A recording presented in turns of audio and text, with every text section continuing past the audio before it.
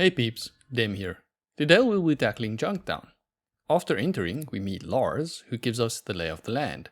He's the deputy sheriff, and he works for Killian Darkwater, who also owns a shop. Lars also gives us a bit of information on the local gang, the Skulz, and the casino dealer Gizmo, who apparently doesn't run an completely above board operation.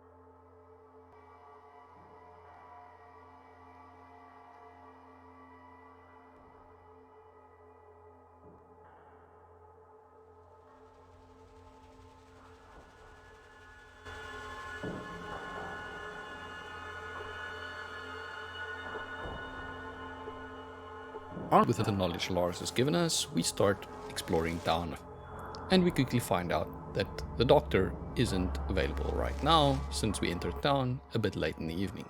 We'll have to come back later.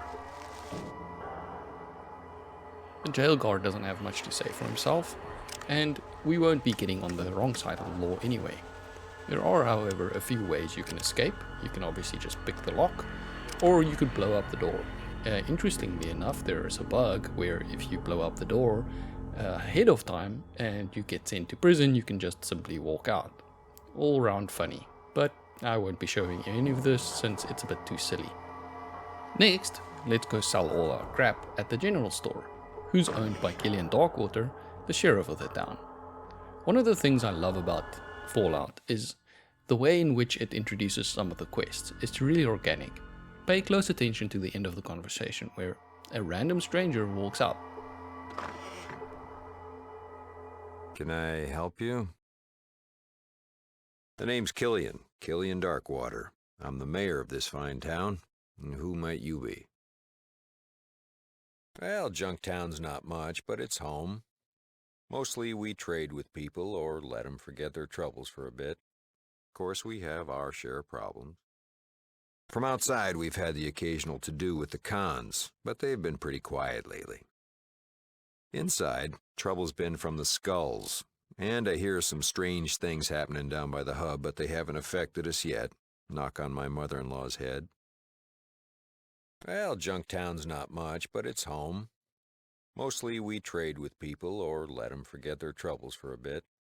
Of course, we have our share of problems. Oh, we got tons to do. The Scum Pit's on the east side by the entrance. Great drinking place. Gizmo's is near there. And if you're hurting, Doc Morbid's your man. What's really interesting about this quest is that in order to get it, you need to intervene and shoot at this character at least once.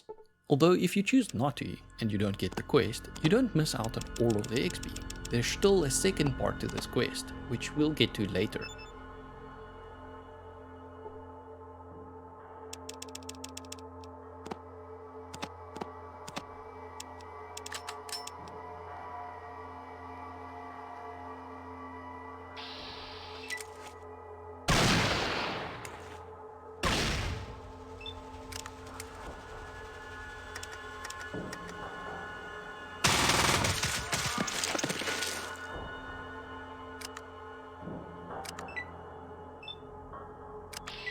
Listen, thanks for saving my life.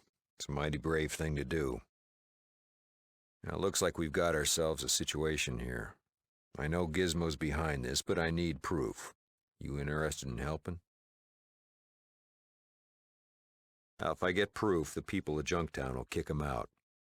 The way I figure it, you need to either plant a bug at his place or wear a wire and get him to confess to you. Can you handle that? I'm not going to lie to you. It will be dangerous. But I'll owe you one. And Killian Darkwater always pays his debts. It'll work best if it's you. Gizmo doesn't know you, so he might trust you.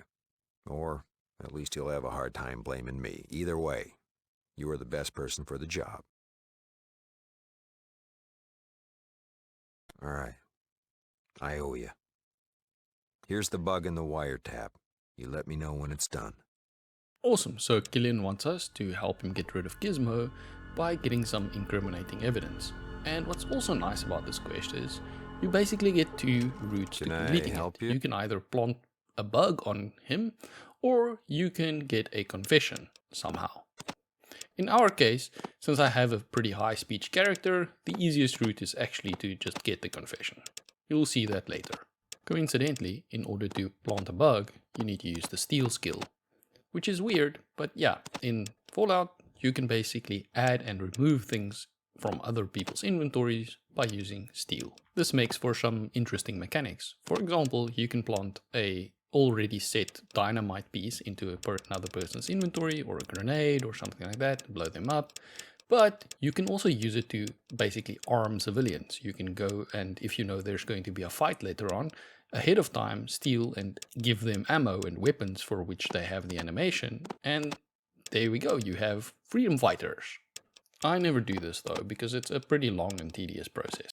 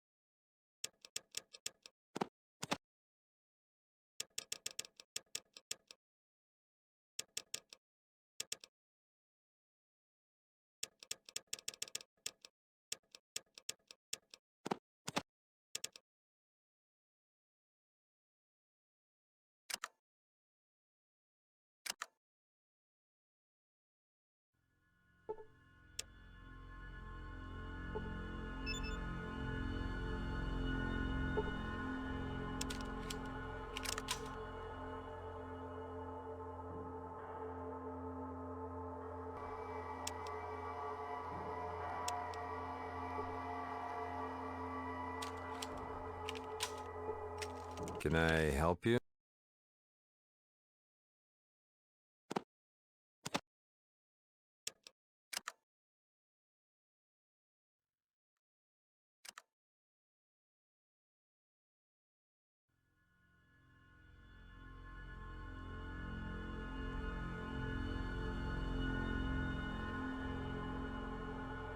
Next, we'll visit the crash house.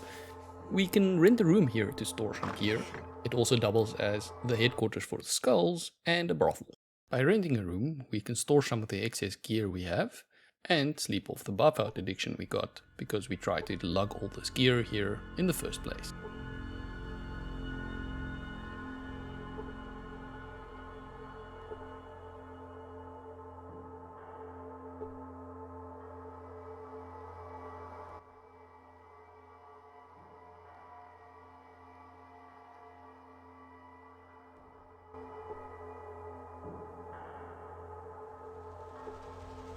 After the first night's sleep, we get a nice quest where we have to help out one of the night ladies with a crazed raider. We can talk the dude down, and afterwards, if we play our cards right, we can avail ourselves of her services. Interestingly, if you shoot the dude instead of talking him down, you don't get the freebie, and you also get less XP. You should start seeing a pattern in Fallout's quests. Most of them encourage the non-violent, charismatic approach. At least it does so subtly via XP rewards. And over long periods of gameplay, if you tackle each and every scenario with brute force, over time your character becomes less and less able to cope with the more dangerous enemies in the game. It is very possible to beat the game by only using brute force though. Another fun approach to the game, especially as a second playthrough, would be a character with less than 5 intelligence. This means your speech is severely limited, leaving you with brute force as your only option in most situations.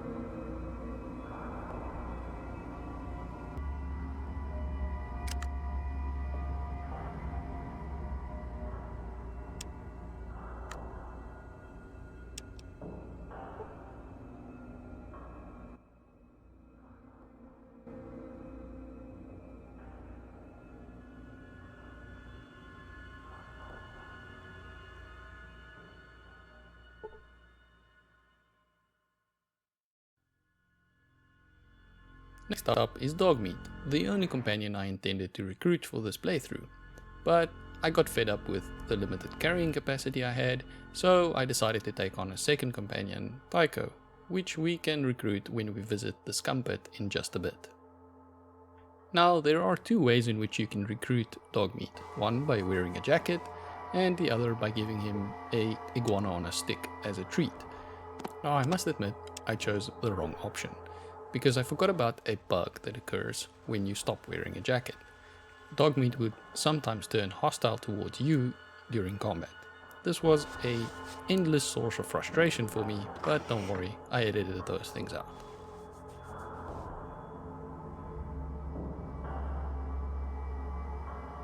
Next up we'll head to the scum pit, where we're going to be recruiting Tycho.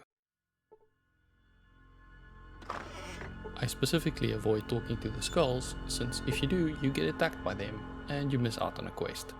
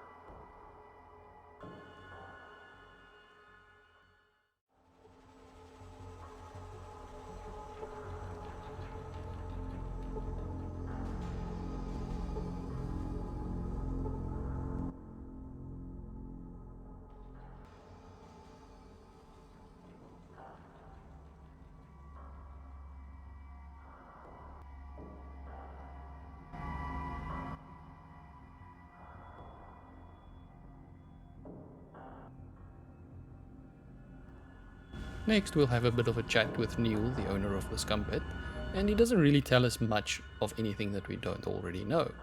There's only one thing that's really interesting when talking to Neil, and that's the trophy at the end of the bar, which we find out are the ashes of his former wife.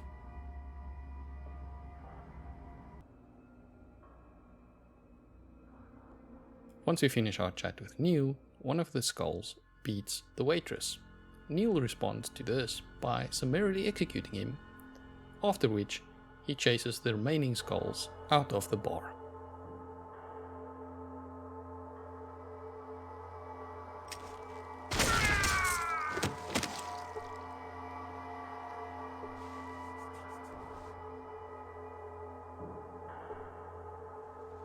Now wasn't that a fun little interaction?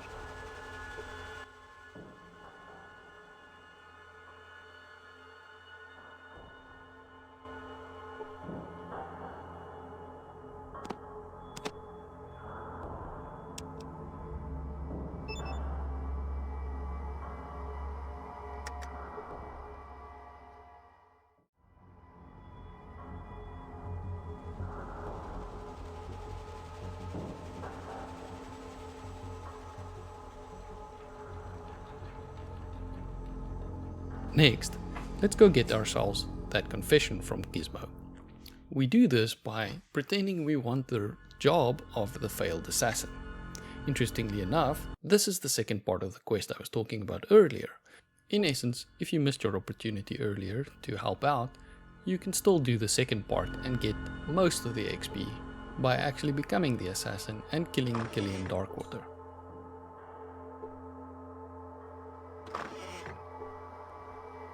What do you want? I'm a busy man.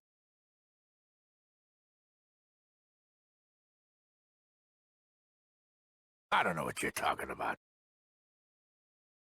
Such as? And let me guess. Well, how can I trust you? All right. We can do this. But you work for me. You better know that nobody ever double-crosses Gizmo and lives to... That's easy. I want him dead because he cramps my business. Good.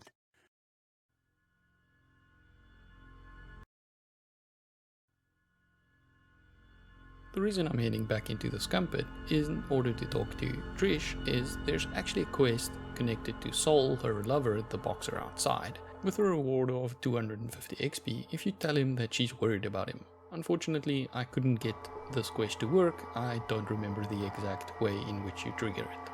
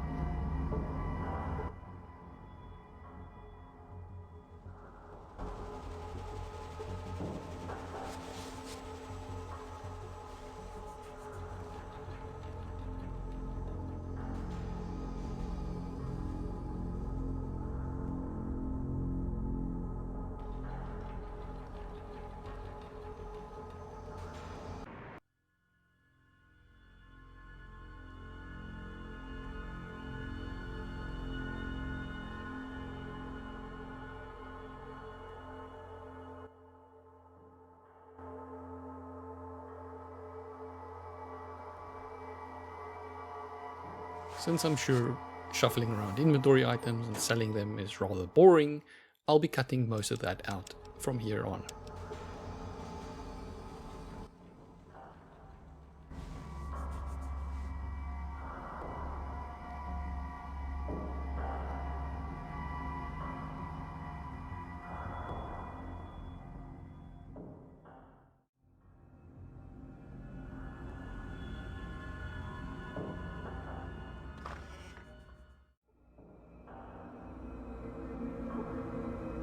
After a bit of prep work and some storing of gear, we're ready to take on Gizmo.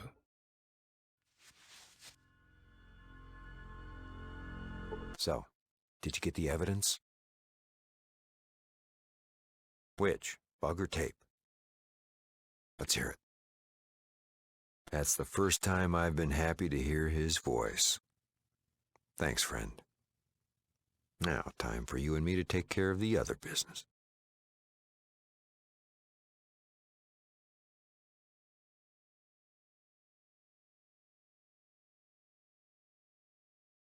Well, thanks again. Well, listen, I'm gonna take the guards and run Gizmo and his cronies out of town. I could use another gun. You up for it? Might be good for a laugh.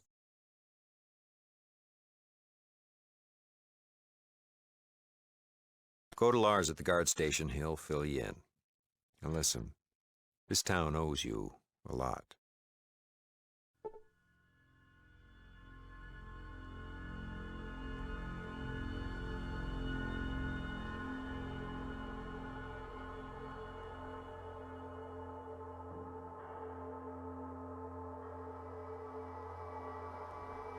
But before we go and deal with Gizmo, let's go join the Skulz. Their initiation quest is basically to go and steal the ashes of Neil's wife. We can easily do this during the day by just walking into the bar and grabbing it off the table. The door isn't even really locked.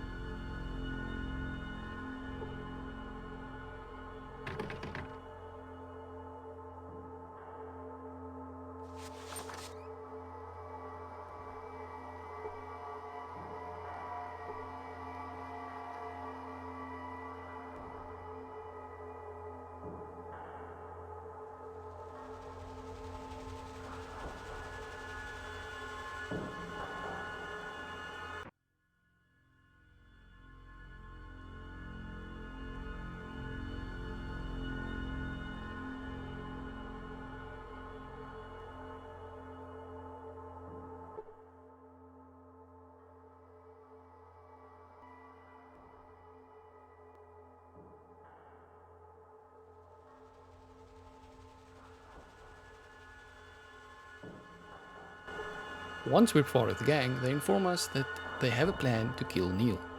We unfortunately don't want to do that, and so we're going to be ratting them out to the law.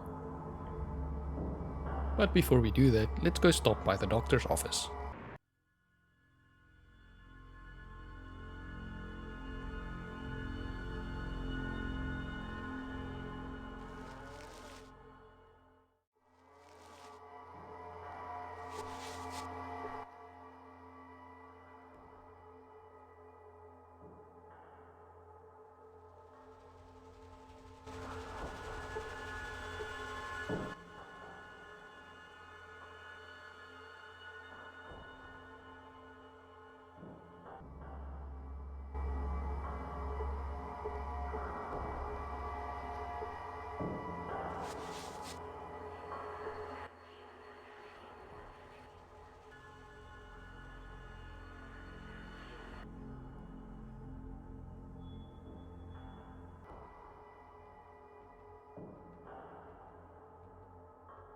We find a bit of interesting information in the basement.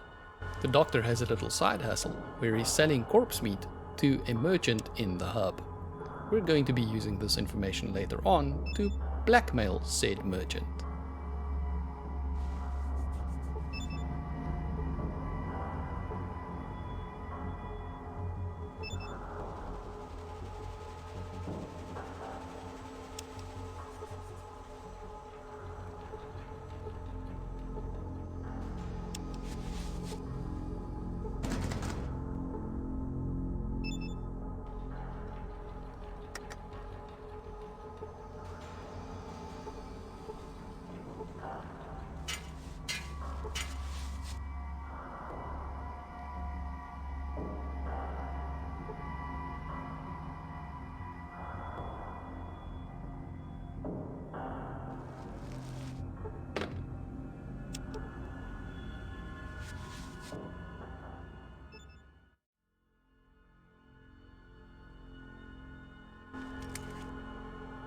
With that, we have everything we need to finish Junktown.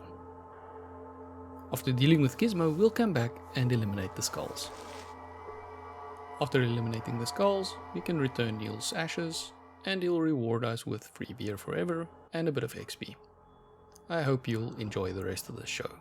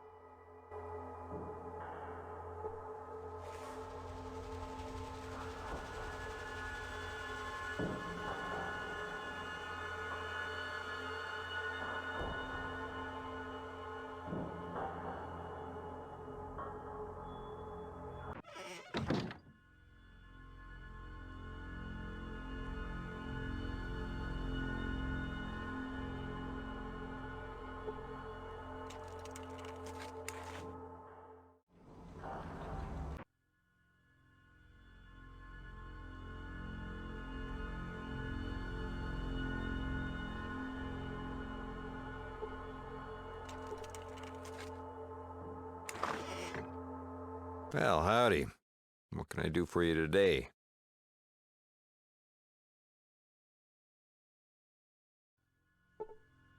Can I help you?